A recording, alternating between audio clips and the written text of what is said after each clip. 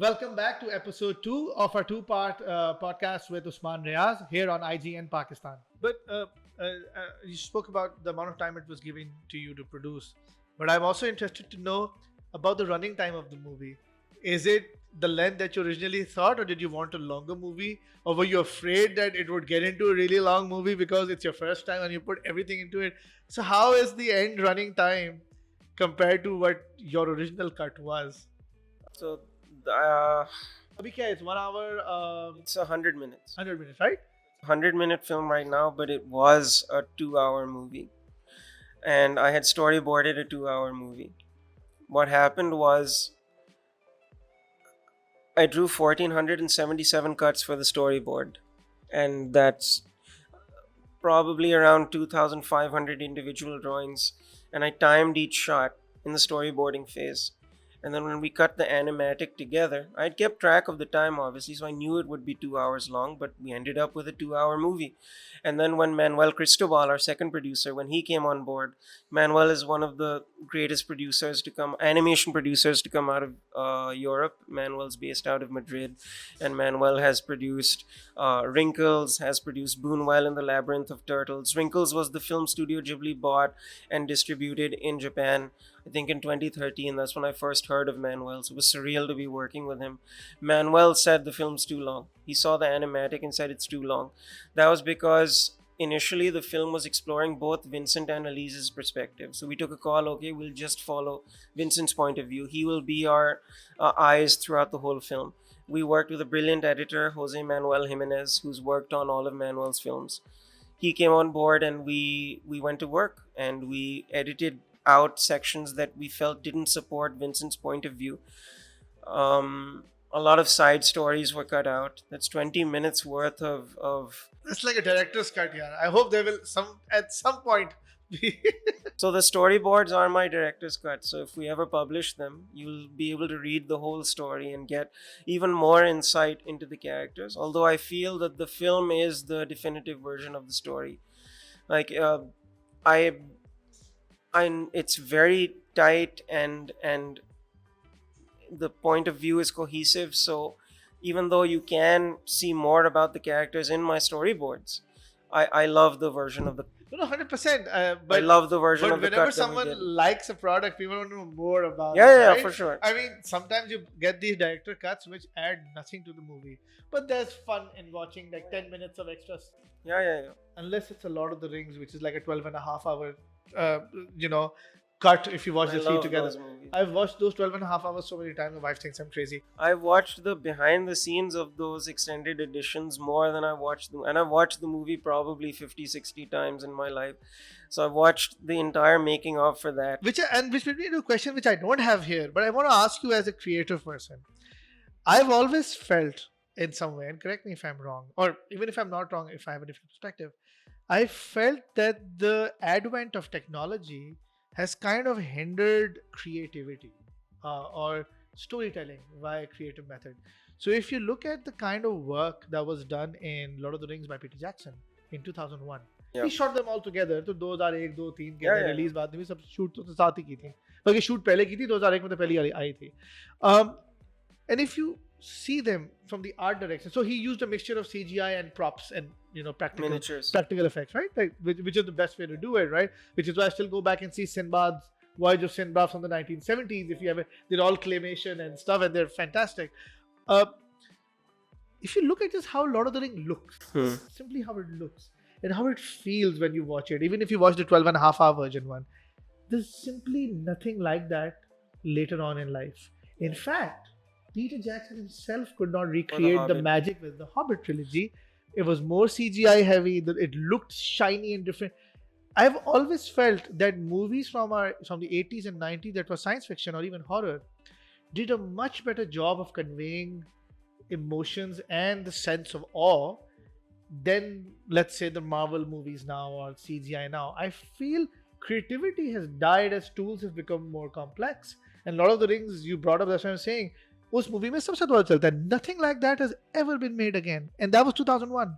I agree with you, but there are a lot of factors that go into it. So the original, the Lord of the Rings trilogy, and then later on the Hobbit trilogy, with Lord of the Rings, they were shooting on film, so it automatically just keeping everything. There was a certain look that you Yeah. had for it, and then it was the first time that digital grading was applied, so the films look like they're essentially an Alan Lee painting, which is one of Yeah. Yeah. the Tolkien illustrators. So it looks like that, and then the combination of the miniatures and the controlled use of CGI, I think, really made the films look amazing. Um, but I still think that Gollum is one of the greatest CG creations Alan of time. Serkis He's is still Andy Serkis. Andy Serkis It's is one of the perfect. best. But just the character acting and the just the CG model with It's the a skin 2001, texturing and man. everything. I think that it's like Jar Jar Binks came out at the same time Let's not go as there. Gollum, and I love Star Wars. I love what George Lucas did, and I am a fan of the prequel trilogy as well. But Gollum was just so far ahead of anything that had been produced, obviously because of Andy Serkis's acting. But there was a there's a practicality to Yeah. the Lord of the Rings trilogy with the Hobbit.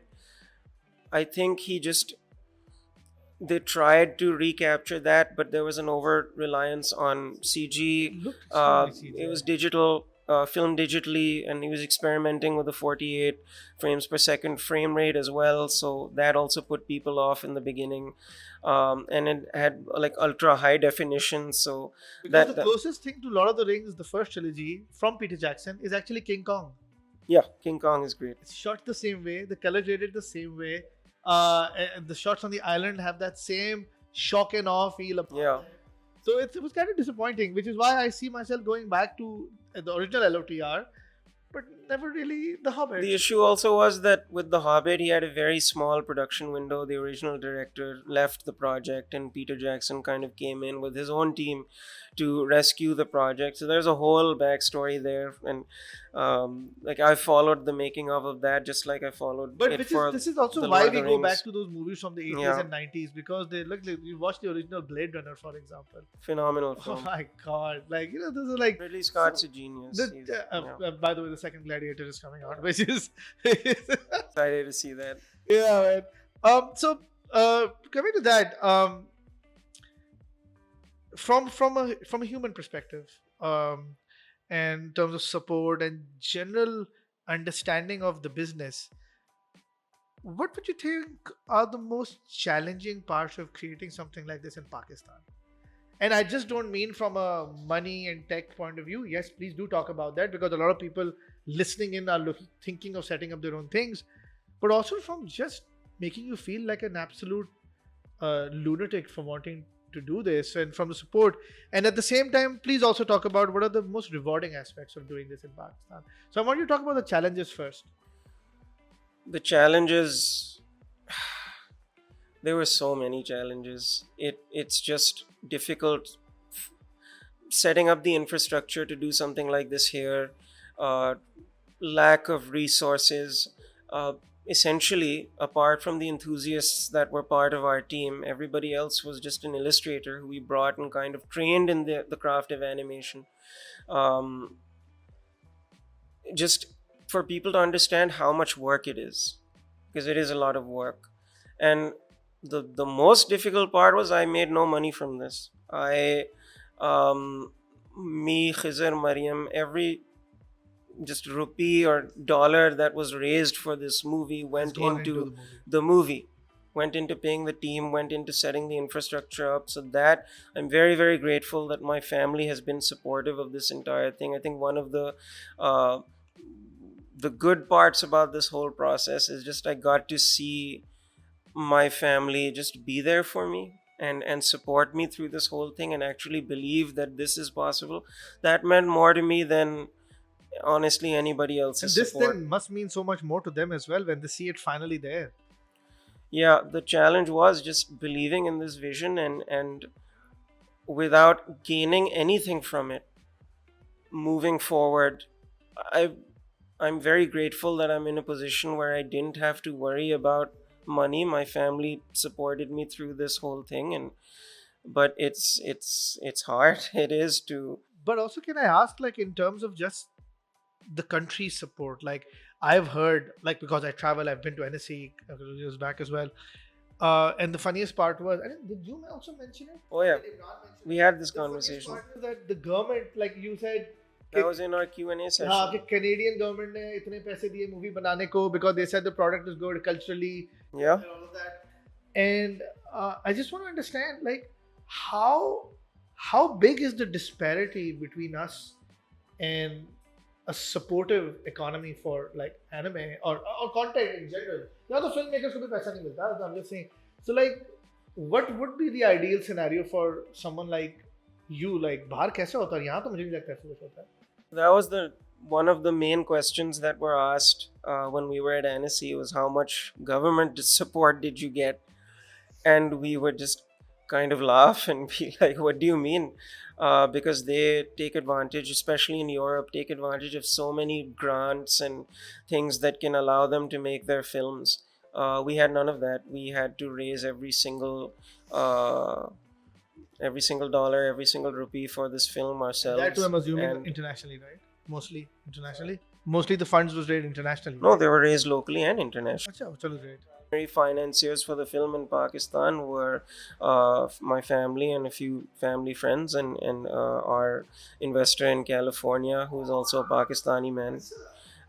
So I'm very grateful that we worked with these people and we got to make the film, and very grateful for my family and all of our family friends who believed in this. But it was tough. But like going forward, like just I want to ask, because I said there's a lot of people who want to do their own stuff.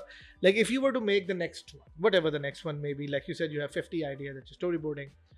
What is that? What is those one or two things that you could get in terms of support from the ecosystem, whether that's government or otherwise, that would make it infinitely easier for you, which is common elsewhere. Like you're not asking for something that's uncommon, but what are those one or two things you would like as support?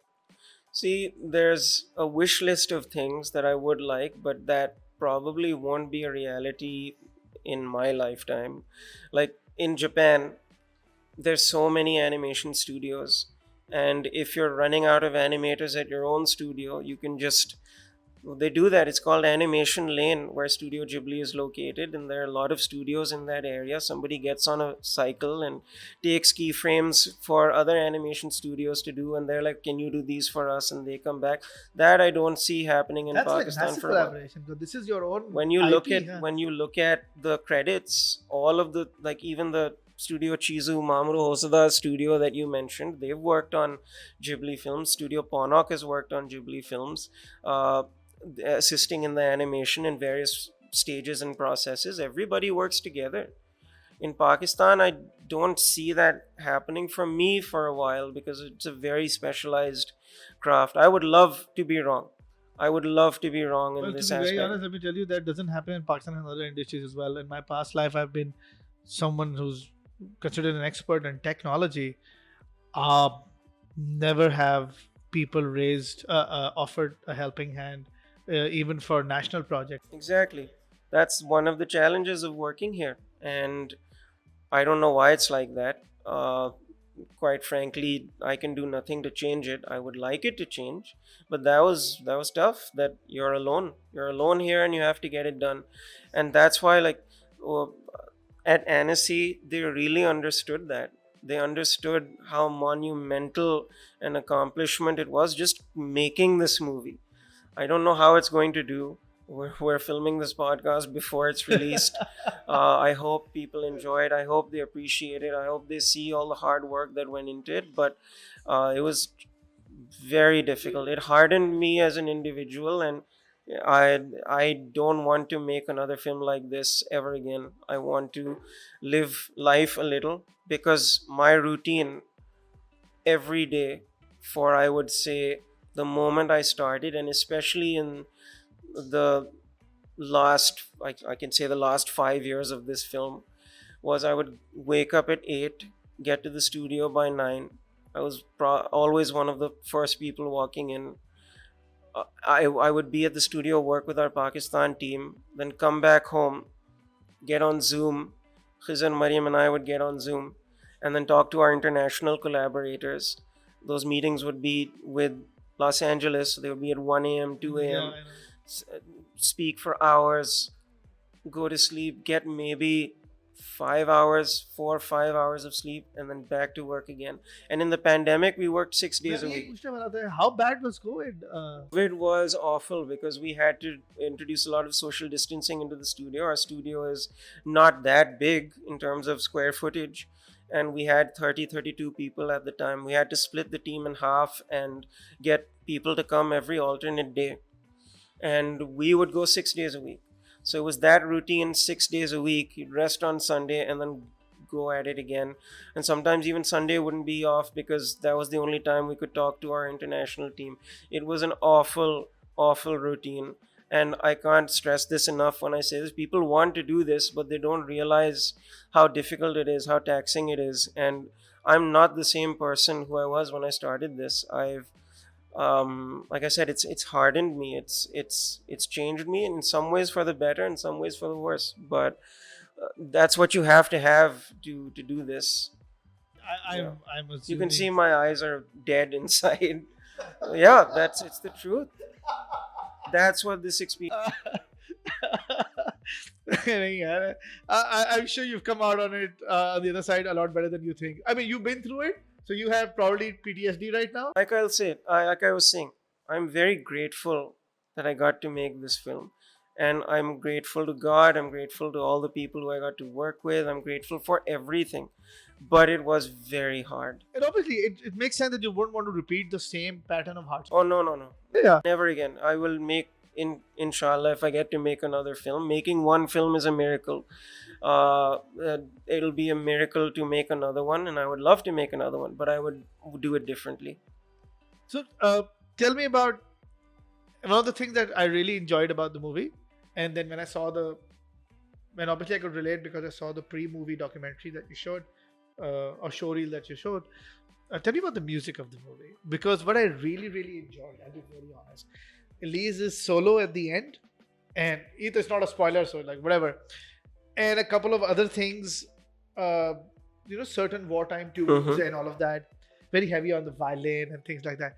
I'm a fan of classical music myself, so like my writing music on Spotify is classic essentials. It's like Beethoven, Mozart, all of that, Bach, and all of that, Wolfgang Amadeus. So tell us a little bit about the music, because you also have a background in music. How did you decide on this is what the tone of the movie would be? Because I loved it. Thank you. And that's one of the first things I told people. I said, yeah. And to be honest, I saw that video of you being the conductor yourself. I'm like, यार, this मतलब मैंने मजाक में इनको कर बोला, मैं कहा यार ये शायद हाथ छोड़ के होंडा भी चला लेता है, ये हर चीज कर लेता है, right? Like honestly. Thank you very much. But so tell us about the music. I'm really interested to know what the thought behind that was, and how was that for you? The music was interesting because I started writing music and motifs for the film while I was making the initial sketches, the character drawings and sketches for the movie. So like you actually making small. When I was making those image boards and just planning what the characters will look like earlier on. There's this picture of me on my desk with all of my drawings spread out. That was, I think, early 2015 or late 2014, where I had planned out essentially what the characters will look like. Not refined it, obviously. We refined it later with our wonderful team and character designer, Sophia Abdullah. But when I had planned out the sketches, then scenarios started coming in my mind. And when those scenes were playing out, I could hear the music for it. So I would sit at the piano and just write motifs, and then the motifs would develop, and then I would picture scenes, like the music would take me somewhere visually. Which is what happens. Which I'm very grateful and very blessed that I can write music and I can draw and visualize what I want. So I kind of planned the musical architecture for the film very, very early on. And then I got to work with one of my dear friends, Carmine DeFlorio. We are both composers on the film, so it's co-composed by Carmine and Usman. And we developed some of my motific ideas, and then he presented his motific ideas to me, and then we would develop those as well. So it was a lot of fun back and forth just developing it. And then Carmine scored the film to picture. I couldn't score the film to picture because I was making the movie. So he scored two pictures. Scoring to picture means exactly according to what is happening on Yeah, I screen, know. the music, Mickey Mouse's, for the viewers who don't know. So he And I did think that. that's the most important part of Yeah. putting the music And on. also, then if a change was made, he'd have to change it. So I'm very grateful he did that. Um, it was a amazing process. The music was planned as early as the first character sketch, and the Glassworker's theme, which is a piece I wrote in D minor, that's the main motif for the movie, for the character. Will you be putting the soundtrack on Spotify? It's already on Spotify. So you, My apologies. no, not at all. You can hear the whole thing. Thank you. Because and this is not to undermine the score that you produced, but there was a certain scene in the movie during a certain part, a very very happening part of the movie, and I went like, "Yaar, यहाँ Interstellar का theme बहुत fit." Because that kind of a shot, and I was like that piano sequence, Hans Zimmer ka, and like yeah, बहुत fit like, and I hope someday someone takes a clip and like does it on. I would love that. I love that score. Yeah, that's fantastic. I love played it. all his scores. Yeah, this is amazing. He's something else. You know, so yeah, so kudos on the music as well, and I think you're right that sometimes the music kind of leads you on that creative journey. In fact, you start visualizing, and I think Yeah. that's what we all do. We listen to a good song or a good work of composing, and we start visualizing things, and things Yeah. come to us. I've heard Bollywood producers say this a lot. Like when their soundtrack is made, which obviously is made a lot before the movie is even edited, and they go like, we listen to a song with, let's say, sitting with Gulzar Saab or Javed Akhtar Saab, and we go like, yeah, no. When this song plays during this part of the movie, I gotta go back and reshoot that because that needs to look a lot better Yeah. than what I just made, right? So, because I've heard that a lot, like Bollywood mein suna log kehte, we go back and we go like, nope, what we made isn't doing justice to what we're hearing right now. So I'm guessing it's probably the same. So the only difference there is, for me, I'm writing the music while drawing it. So thankfully, we didn't have to go and reanimate stuff to the music because that would have been a disaster. Because in animation, yeah, you can't get your actors together and put your camera there and shoot and put that in. So thankfully, we didn't have to go through that. But I get exactly what you're saying. Vijay, batao. So when you made the studio obviously, this might have been the thing that drove the studio to creation, but but you've clearly worked on a lot of other storyboards, a lot of other storylines, or you have a thought process in mind. So when the studio was made, what is your vision behind the studio? Like, what do you want? And I'm not talking specific to Pakistan because you might be placed here, but this is an internationally made content. What is the vision for Mano Studios over the next 10-15 years? Like, what is that? What are those works of art that you want to create? What is the ethos behind it? If anybody ever works for Mano Studios, like if someone goes to Ghibli, right, they know what that mold, that spirit of the studio is. What is the spirit of Mano Studios, and what do you want to make? So one thing about just filmmaking and animation studios in general, when you make a movie, you scale up, you work with a lot of wonderful people, and you level up their skills and they level up your skills, and you try to achieve the vision of the director for the film. So I got to experience that with Mano, which I'm very grateful for. And then when the film finishes, you scale down and you go back to just what inspired you in the first place, exploring things, finding the next project, and just filling your cup. One of the Disney animators, when I met them in Los Angeles, one of the Lucasfilm artists, he said to me, now it's time to fill your cup again. You've made this film. Now find whatever you want to do next and fill your cup. So my vision for Mano Animation Studios, and I'm not speaking for Khizr and Mariam, this is my vision for what I want the studio to be. They have their own. But I just want to keep making beautiful work. uh, the line from The Wind Rises about airplanes. Airplanes are beautiful dreams. Caproni says that to Jiro. For me, its animation is a beautiful dream. And if I get to keep making films, and if I'm lucky enough to make another one, that's all I want to do. And Mano is the facilitator of that. So if there's a vision that we need to embark on, we do it through Mano. That's why I started the studio. In your um, as a creator, what do you hope to see Glassworker achieve on the international circuit? We local की बात छोड़ देते हैं, right? And a second part of that question is, looking at the work that you've done now, do you believe that बाकियों का तो मैंने जवाब नहीं पूछ सकता, सवाल नहीं पूछ सकता, आपसे पूछता हूँ for Mano.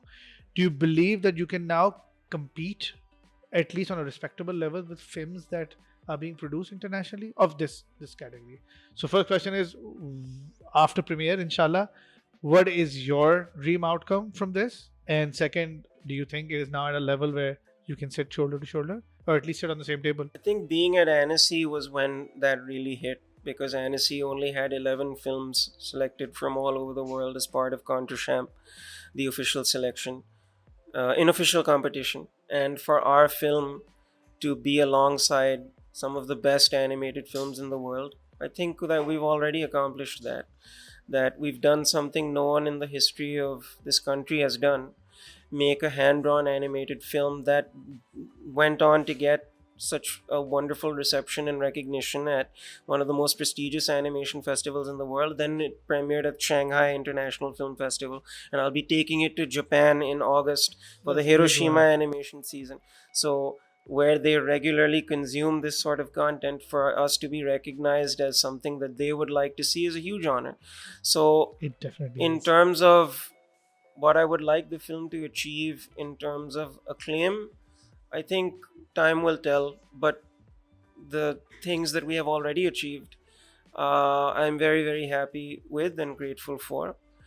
Uh, in terms of box office and all those other things, there's this wonderful Walt Disney quote that I keep paraphrasing, but it's, we don't make movies to make money, we make movies to make money to make more movies.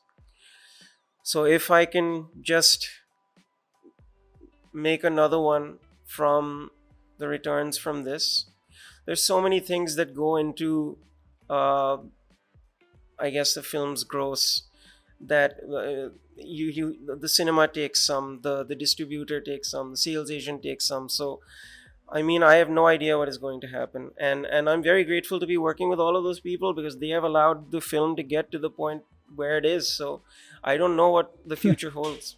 I just have faith. uh, I keep going back to what it felt like in the beginning of this project, which is I was completely alone.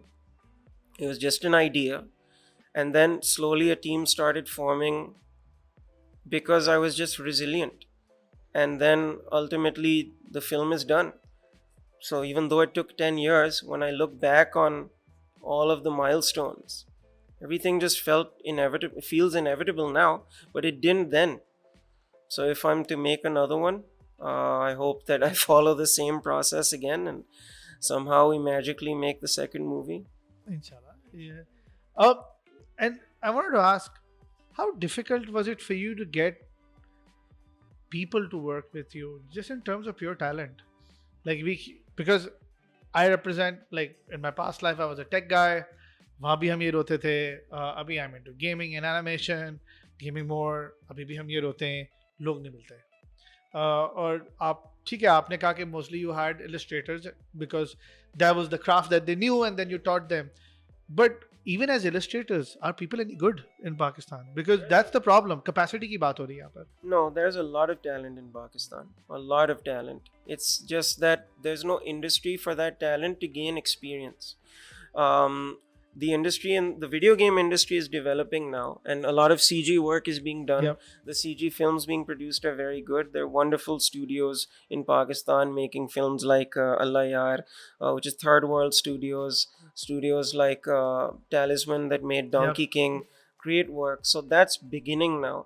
The talent just needs these places to gain experience.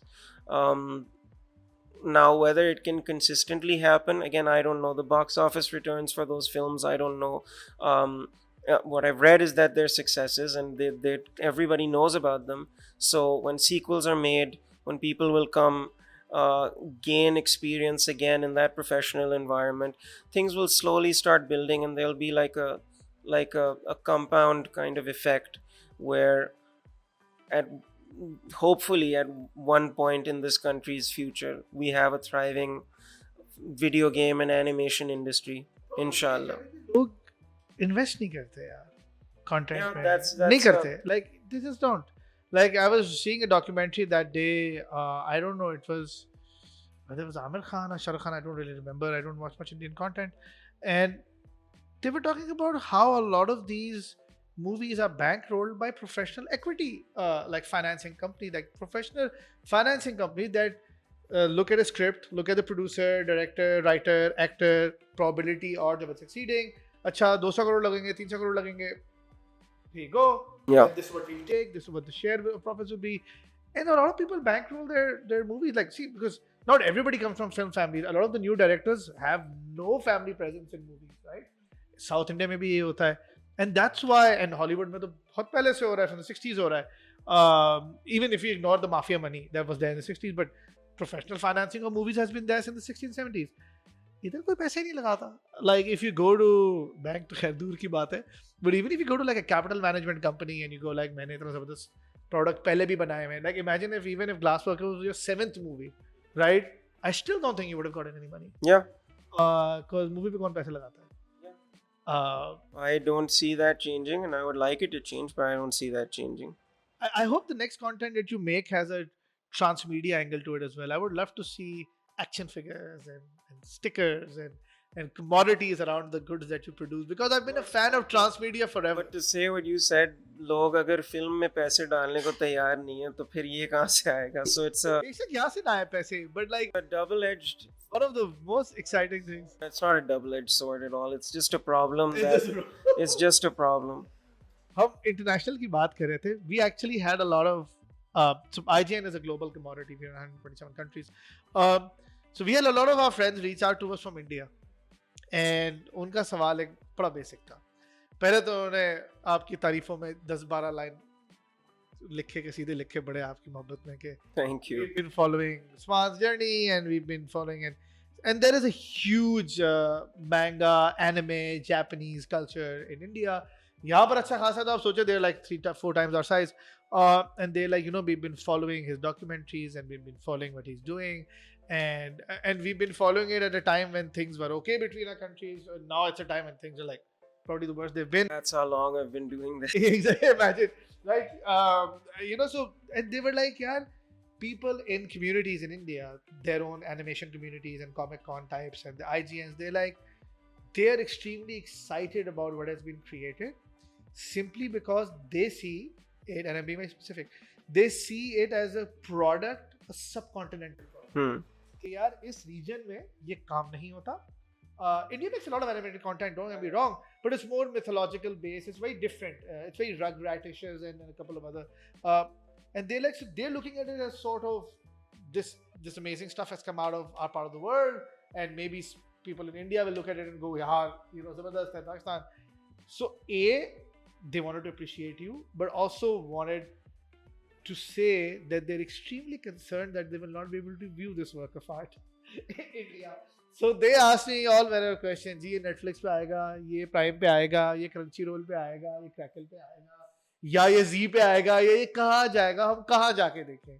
तो मैंने तो उस वक्त तो बेधड़क बोला, मैं मेरा ख्याल है जानी ये दुबई में ही देख सकोगे, और तो कहीं नहीं.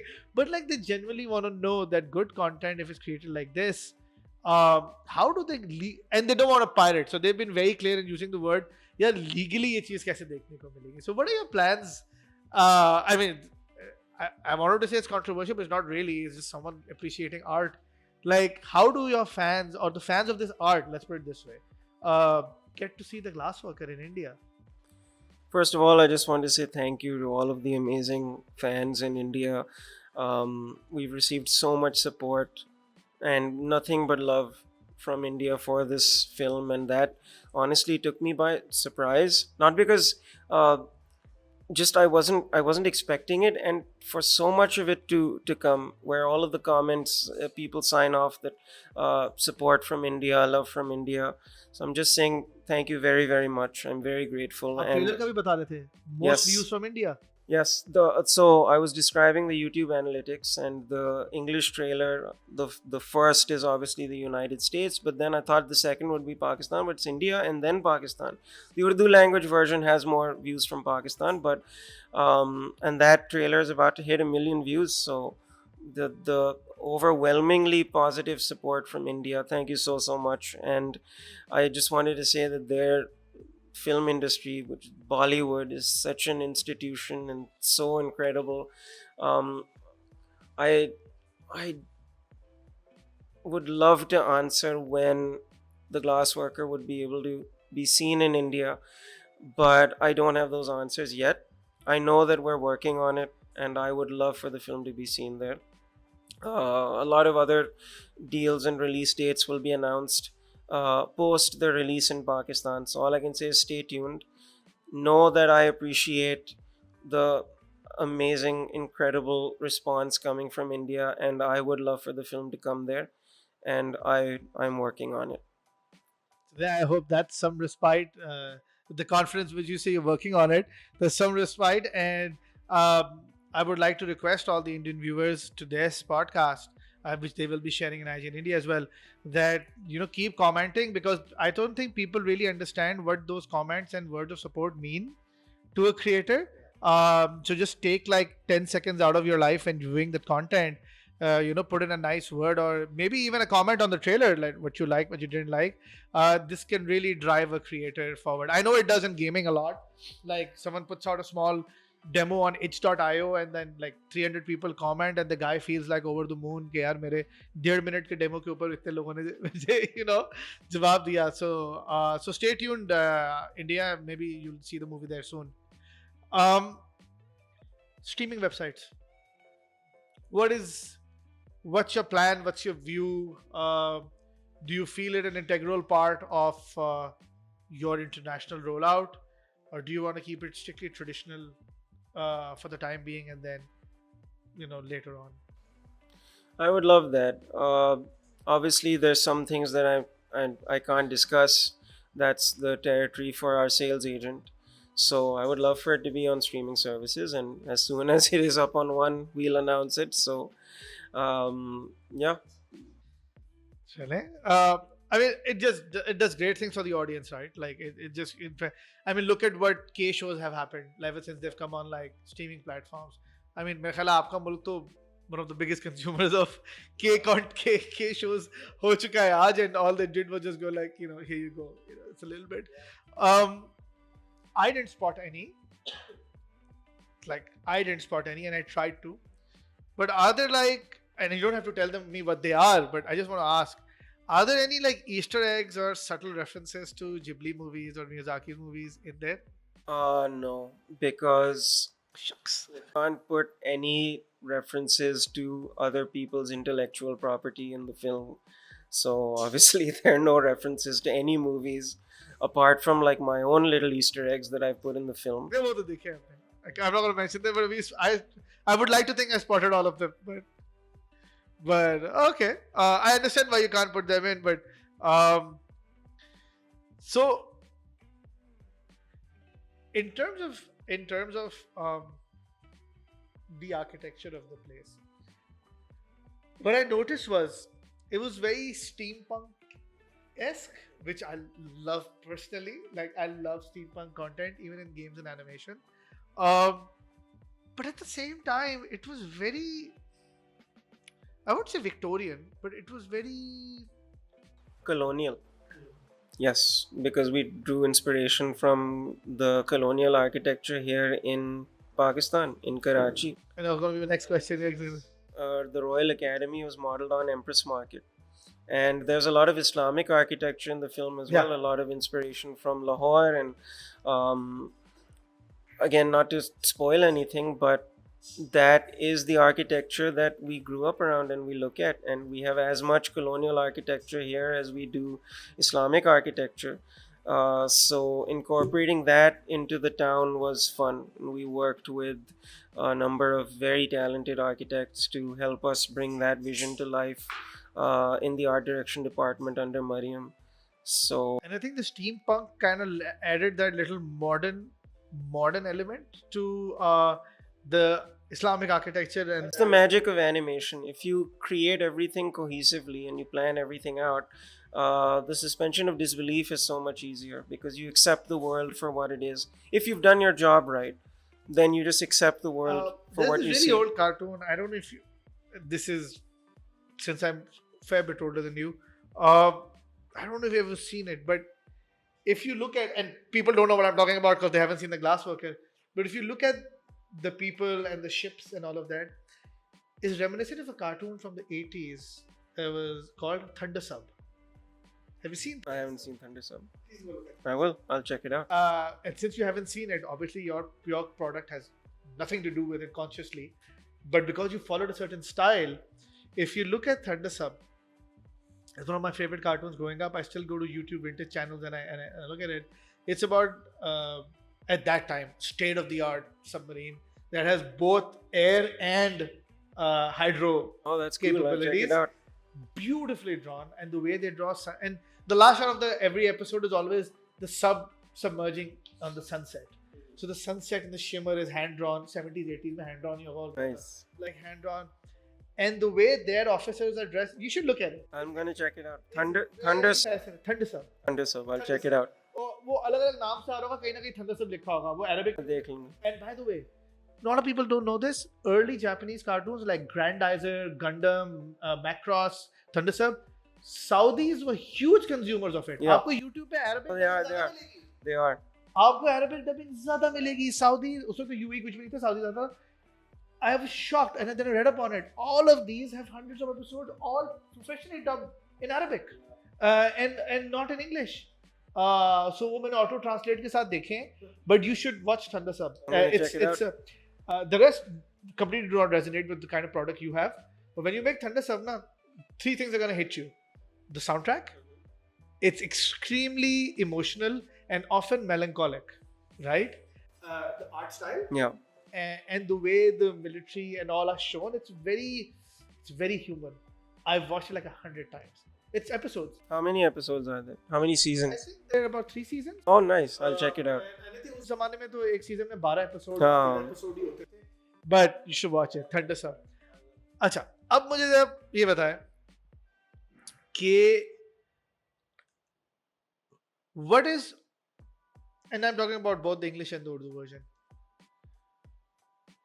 When I hear the directors talk, right? When I hear Scorsese talk about when he made that, forget the name, the 3.5 hour one he just made. The Irishman? Yeah. And then I listen to, when Gangs of New York and all of these movies when they're made, and the director always says this is the sense I wanted to invoke in the viewer. What is that sense that you want to invoke from the viewer when the credit rolls? Nostalgia and melancholy. Why melancholy? Because I get nostalgia, of course. I wanted it to have this bittersweet feeling the whole film. I don't know, there's no particular reason. It just felt right for the tone and the kind of story I wanted to tell. So I hope they walk away with that feeling. Just the innocence of youth, the difficulties of growing up, and ultimately the resolution. You're an adult, and no matter how difficult things are going to be okay. By the way, I hate you for the ending. Because I was like, and I'm saying this on purpose on a podcast because now people will be like, yaar, ye kya hua hai? Imran hates you for the ending. And I'll probably get you off your seat and go watch the movie.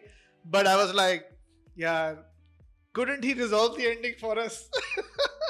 and I think that's also brilliant because that keeps and I used to say this about a lot of other movies as well, and people never understood what I meant. But in a way, it creates a unique movie for everyone who watched it. Exactly. So we were like 40 people in the theater that day. Yeah. So in a way, there are 40, even if not 40, there are at least 20 versions of the movie now out in the universe. If you do some multiversal thread. So there are like 20 movies out there, because when we were walking down and most of the people stopped to get food, so there was a lot of chatter. No one person had like the same idea of the ending. And me and my and Imran Azhar, we were walking on, we like, bro, ye fit hai yaar. Usman has just created 40 different versions of the movie. And it's like 40 different movies people talking about. Koi keh raha ye hai, koi keh raha ye hai. And they're all great and they're all perfect. That's why I didn't say anything in the Because Q&A session.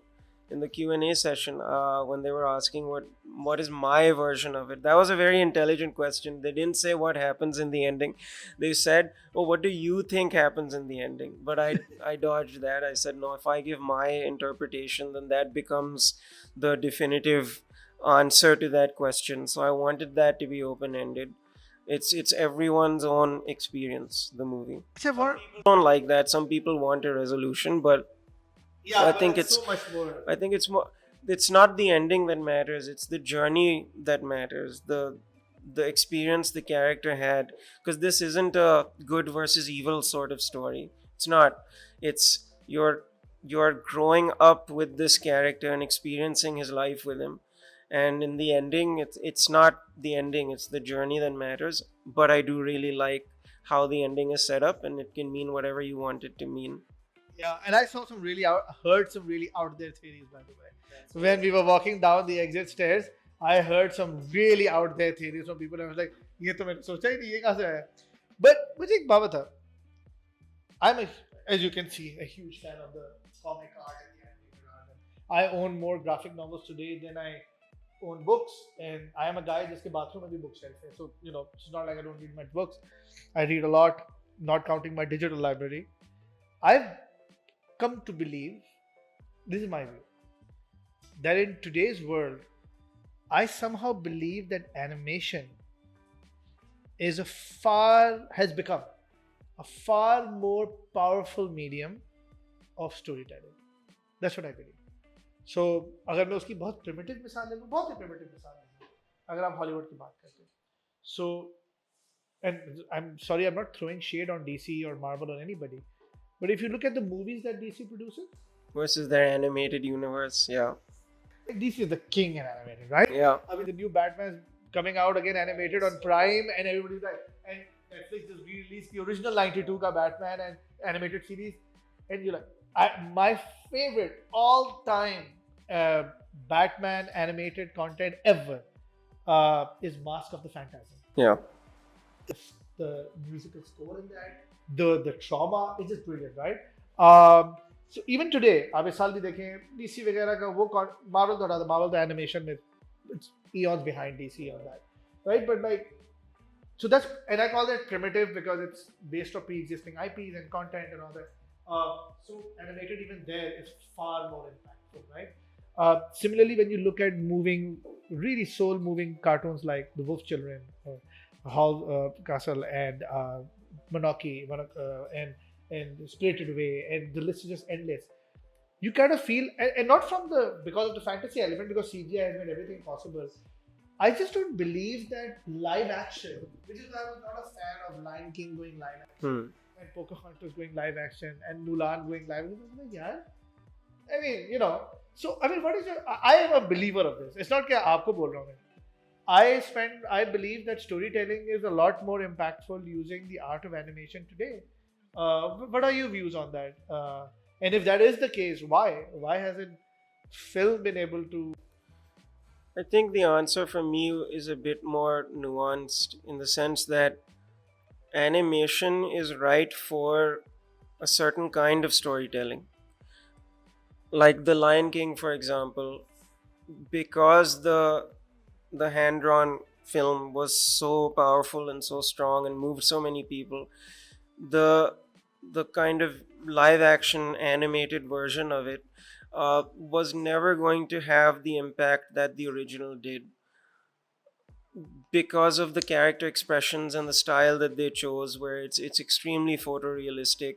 The expressiveness of the eyes, all of those things were lost in that. So I still think it's an amazing accomplishment but the charm that was in the previous Lion King, the real Lion King, the original Lion King, We went that through our childhood traumatized by that movie. yeah, Right? it was just it's supremely powerful, and I don't think Disney made it for that reason either. I think they made it to reinvigorate the franchise, and also because people watched the live action one, a lot of children went and saw that, became aware of the Lion King, then saw the original. So I think their plan is much deeper and What about the nuanced than best soundtracks in animation? 100%. But I'm saying that these remakes, Disney is doing something that we aren't aware of.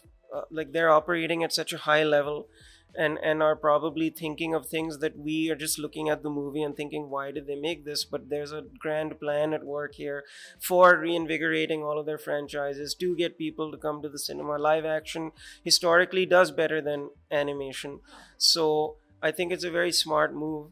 But like for stories like uh, Miyazaki stories, for example, they would only work. That style of storytelling Yeah. is suited for animation.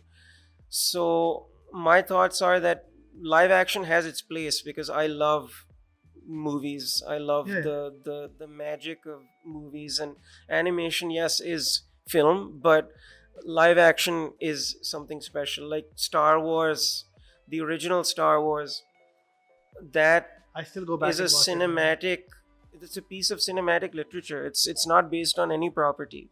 It's the coming from the mind of a genius, which is George Lucas. But then obviously you have your people who helped him, and Lawrence Kasdan, all these incredible people that made that original trilogy what it is. And there's no, again, no books that it was based off of, no comic books. It's a purely cinematic franchise, and I prefer the live action. I love the animation. I love the Clone Wars. I love all of that. Brilliant work, but there's something special about seeing Star Wars in live action, and seeing those movies with the John Williams score as the title fades away. Like, the movies are movies. Which is so why I don't think animation is more powerful. I think animation as a form of storytelling is amazing. Live action has its own place. And which one do I prefer making? Obviously, I love animation. I directed 2 live action films before doing the animation. Live action short films, sorry, not live action feature films, live action short films that I also really enjoyed making. I storyboarded them like animation, but we shot them and filmed everything. And I love both very much. so Star Wars, yeah, I mean it's a piece of cinematic literature, right? It's fantastic. I love Star Wars. I'm traditionally a Trekkie, as you can see behind me. Yes. I'm traditionally a Trekkie. 1960s wale se leke all of them, because I was Which too always is a live action franchise. Man, Seeing that yeah, yeah. in live action. yeah. Exactly. And if you look at what they accomplished in '66 Yes. with the sets and the costumes and the score, is fantastic, right? Because I was always more of a science fiction guy, science technology fiction, which is what Star Trek is, and Star Wars is more space opera and all of that. Um, but I just feel, again, maybe it's my personal feeling. I just feel today movies are just not as impactful. Maybe they're too commercialized. Maybe the focus is more on putting more shock and awe so that more people come and watch them. But I don't remember the last really powerful science fiction movie that I saw. I mean, nothing comes to Well, the new Alien movie's coming. no. But I'm just saying, again, movie purana banta hai na. Like, that's what I mean. Like, if you look at Star Wars, the first three, it's nothing quite the first three that came out. Yeah, yeah. Third, fourth, fifth, sixth in the chronology. Nothing quite like it, is it? Even though I'm a fan of episode one, I'll be very honest. No, I love the prequels. I even like the sequel trilogy to a point. I don't like what they did to the Luke Skywalker character, but that's my opinion. Yeah. I just finished Revenge of the Sith 2 days ago. No, I love those films. Yeah, so, but like, I do think that cash grabs are an issue with creativity.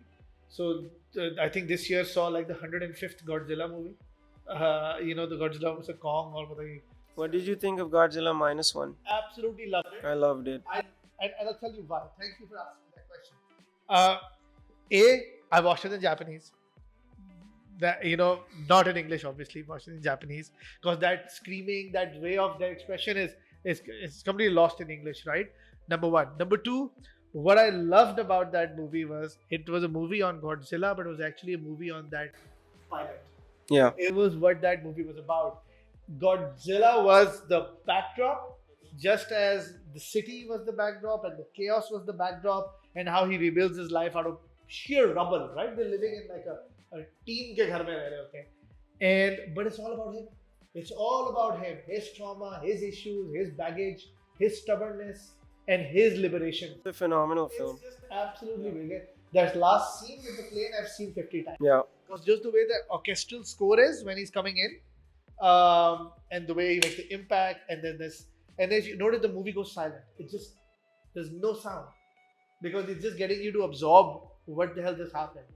I think phenomenal. And then you watch the garbage that was same time it released with I think Godzilla X Kong. X Kong. I watched that. I also enjoyed that because that harkens back to. But see, that it harkens back to Godzilla's roots as well, which is that they would do these cheesy team up films so many times in the old films. So it was fun like that. I enjoyed it for what it was. Do I think it's a piece of literature? Yeah, no. that's the way I But would yeah, put it. I yeah. enjoyed it as good, clean fun. Yeah, that's Like what it we was. see, but like -1 was a masterpiece. it is fantastic. Acha, now during the end of our session, I want to ask you a few questions about music, right? I think one of the most important aspects of storytelling is Yeah. because we've seen how movies don't feel as good when the soundtrack isn't as good. And you've put a lot of heart and soul behind music in general. And how big of a role does music play in your creative process? Or how big of a role will it play when you decide what to make next?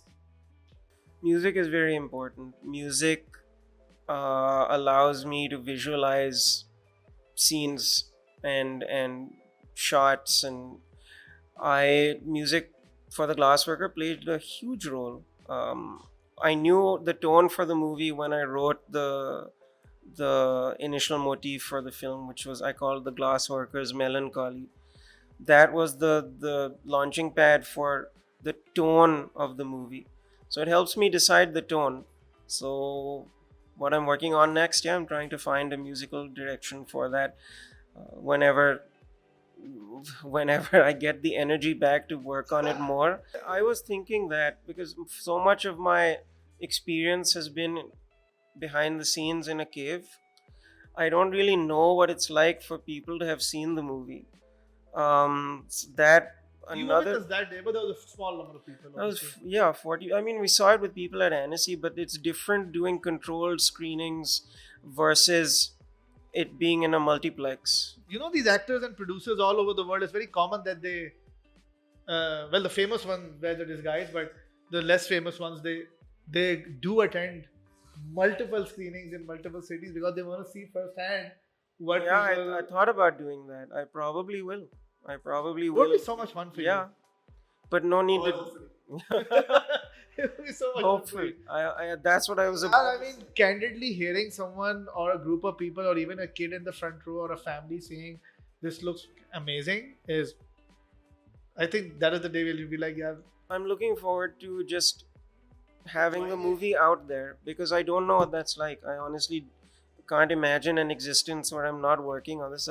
I was joking at Annecy that I've spent 1/3 of my life doing this. The first third I don't remember because I was just born, and then till the age of 10, who remembers that? Remember bits and pieces, and then the middle part I was playing music and drawing, and then as soon as I was in my adult years, I've been doing this. I'm 33. I started when I was 23. I need to move on from this film.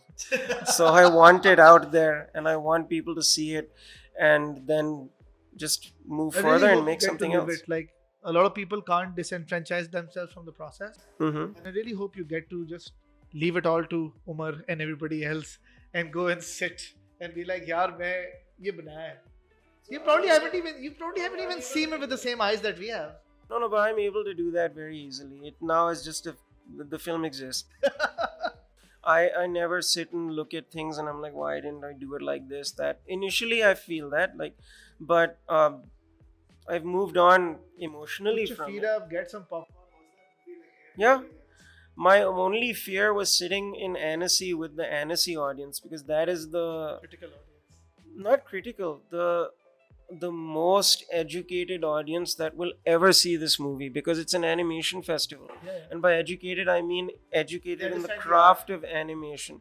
They understand exactly how it was made and every technical issue, all of that, they will You'll be catch able to their eye. spot. And I was just anxious before that screening. But when I sat and saw it with them and they were enjoying it, and laughing and crying and arguing over what the ending meant. This is true. That meant the world to me. So after that screening, I'm very calm. Thank God. One of your musical heroes was Preston Reed. Hmm. You had an opportunity to play alongside him as well. Tell us a little bit about that experience. I mean, this podcast is as much about Usman Riaz as it is about the Glassworker. Thank you. The TED experience was a blessing because I was 20 years old. TED had just started putting their talks up online. So I knew what TED was, but I didn't know what the Fellows program was. And I'm very, very fortunate that the Fellows program reached out to me and said, you should apply. I still applied to be a fellow, but somebody from the team made me aware that this program exists and you should apply. We pick pioneers from all over the world, 10 people from all over the world who we feel are doing groundbreaking work. You would be a good fit for the Fellows program. I applied and I got it. And you attend the TED conferences, you talk about your work, you get to meet the incredible people there and the rest of the fellows, but mainly the TED attendees, and you get to speak and perform for them. And I got the opportunity to speak and perform together, which you don't normally get to do. And the other fellows were much older than me, so I was learning from their experience. They were in their 30s and 40s, and some of them in their 50s. But to be just a 20-year-old kid there with no idea what you're getting into, to suddenly be plunged into a network of what I feel are the greatest minds in the world. I mean, Elon Musk was giving a talk about Hyperloop. Elon Musk was giving a talk about Hyperloop Loop, the yeah. year I went to TED. So I got to see him and see everything firsthand. And I've met Steven Spielberg at TED. I've met so many incredible people at that conference. Um, it's a blessing. And performing with Preston Reed was I won't say a dream come true because I never dreamt I would get to play with him. So it was surreal. It was all very surreal. Somehow I got through that. I did not know what I was getting into. And when I was in the moment, I had a talk with myself backstage before we were going on. And I said, this is it. This is what you've worked for. This is the culmination of you playing piano since you were 5 years old and playing guitar and making your short films. Because I had made a short film that debuted at TED, Ruckus. This is it. Now go out there and just play. If you mess up, then you're not meant to do this. Because I'm not hard on myself. I like a challenge. I like it when there's pressure to perform, to excel, to achieve. And that was one moment where I said, this is it. You have to go out there and you have to do the best you can. And I was not nervous. I went up and then it was like an out of body experience. And everything that happened just happened, and then I re-entered my body, and it was amazing. And I learned a lot, especially public speaking, how to present your work, because they give you a lot of coaching as well. The TED speaking team trains every single fellow, or used to. They've changed it now, but I got to experience it right when it was fresh and new, and learned everything from it. So it was a dream come true. That was a dream come true. Speaking of Steven Spielberg, I think one of the most pivotal movies for me whenever I close my eyes about science fiction is Back to the Future, man. Back to the Future.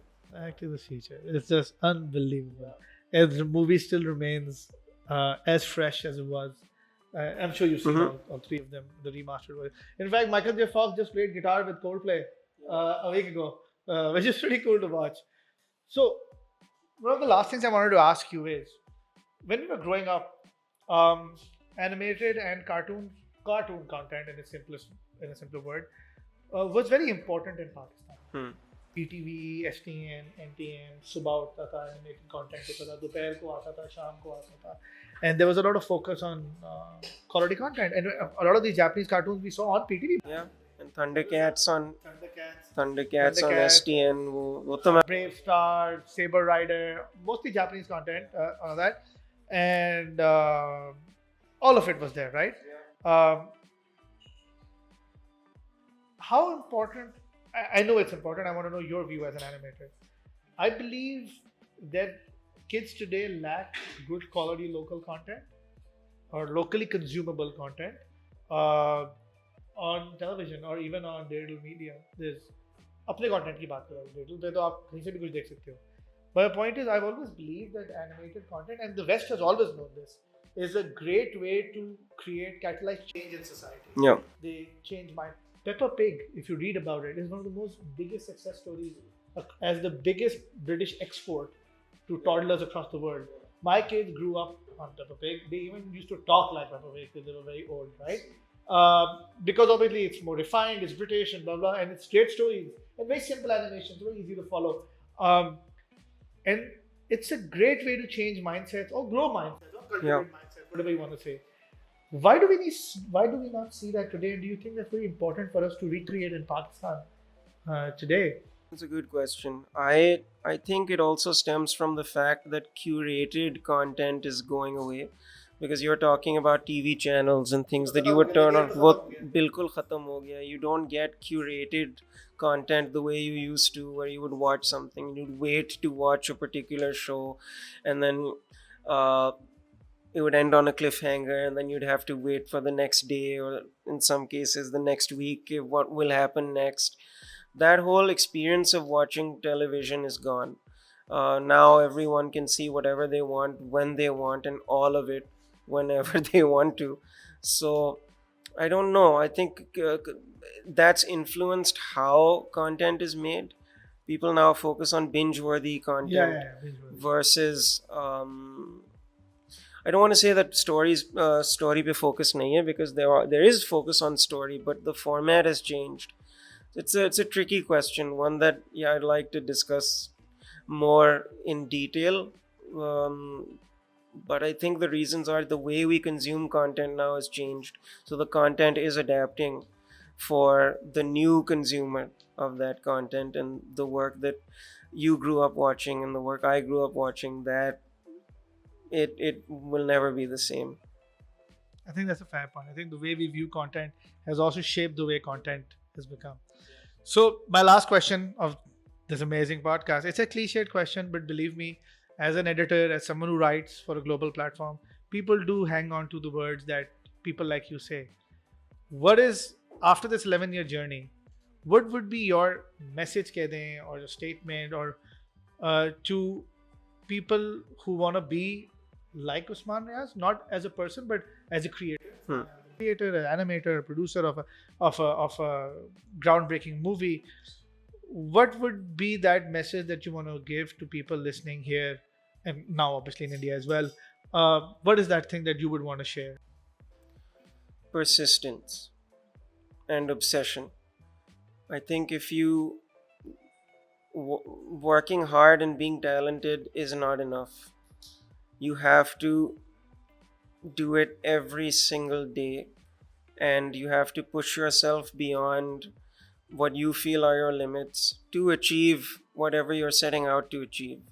And only when you're doing that, you're doing something right. I'm talking from personal experience. Making this film and everything else that I have done. Just keep going and don't give up. If it gets too hard, it's just hard for that day. If it's hard for a week, it's just hard for that week. Good moments will come as well. And just don't lose hope. I would say that's the main thing, that people will always tell you it's not going to work. You're going to argue with people, you'll fall out with people, you'll be friends with other people. It's, as long as you maintain your vision, if you're setting out to do something like this, then that's very important. And be flexible in how you get there, but maintain that obsessive focus on your vision. I think that's a very fair point, and I think that's very good advice because as the world is changing, people tend to quit early as well these days. There's a lot of things vying for our attention, so that's I think very important. Usman, thank you so much. Thank you for having me. Pleasure. Uh, we wish you the best of luck for the premiere, and for all of those listening in territories, countries, cities where the Glassworker is going to be shown this month. Do make the effort to go out and watch the first of its kind content of this nature coming out of Pakistan. And we must learn to appreciate and support homegrown content in general. This is something we keep saying, not just for the Glassworker, we keep saying this at IGN about games that are made locally, movies that are made locally, comics that are made locally. So I think I feel this is going to be a groundbreaking moment for animation in Pakistan. And I hope you guys enjoyed listening in as much as I enjoyed asking the questions. So we wish you all the best, wish you all the success in the world, and we hope to connect with you again here at IGN Pakistan. Thank you so much. Thank you for having me. This was a pleasure, and you're a great interviewer. Thank you. So thank you very much.